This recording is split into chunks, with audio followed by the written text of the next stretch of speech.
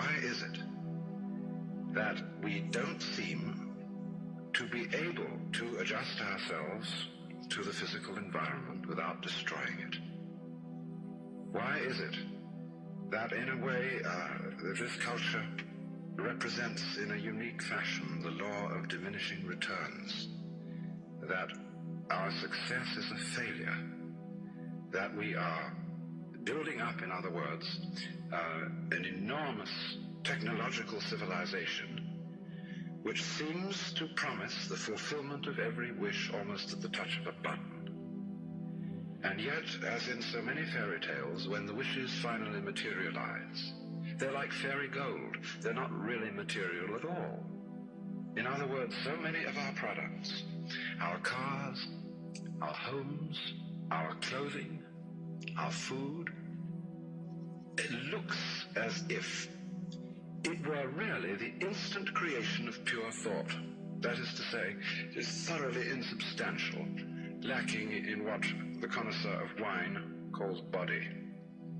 And in so many other ways, the riches that we produce are ephemeral. And as a result of that, we're frustrated. We're terribly frustrated.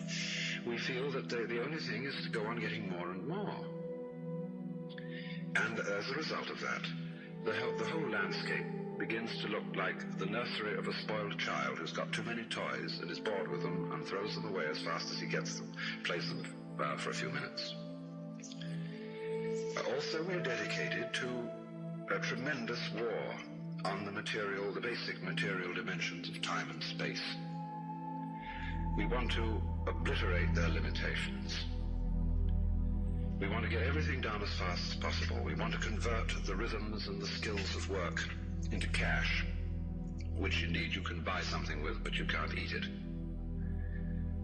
And then rush home to get away from work and begin the real business of life, to enjoy ourselves. You know, for the vast majority of American families, what seems to be the real point of life, what you rush home to get to, is to watch an electronic reproduction of life. You can't touch it. It doesn't smell, and it has no taste. You might think that people getting home to the real point of life in a robust material culture would go home to a colossal banquet or an orgy of lovemaking or a riot of music and dancing. But nothing of the kind. It turns out to be this purely passive contemplation of a twittering screen. You see mile after mile of darkened houses with that little electronic screen flickering in the room. Everybody isolated, watching this thing, and thus in no real communion with each other at all.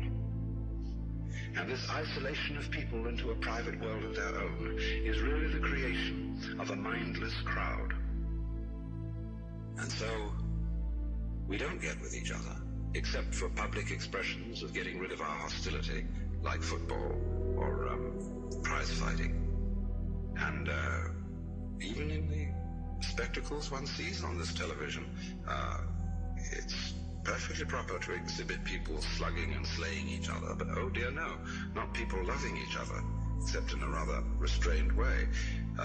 One can only draw the conclusion that the assumption underlying this is that expressions of physical love are far more dangerous than expressions of physical hatred. And it seems to me that a culture that has that sort of assumption is basically crazy and devoted, unintentionally indeed, but nevertheless in fact devoted, not to survival, but to the actual destruction of life.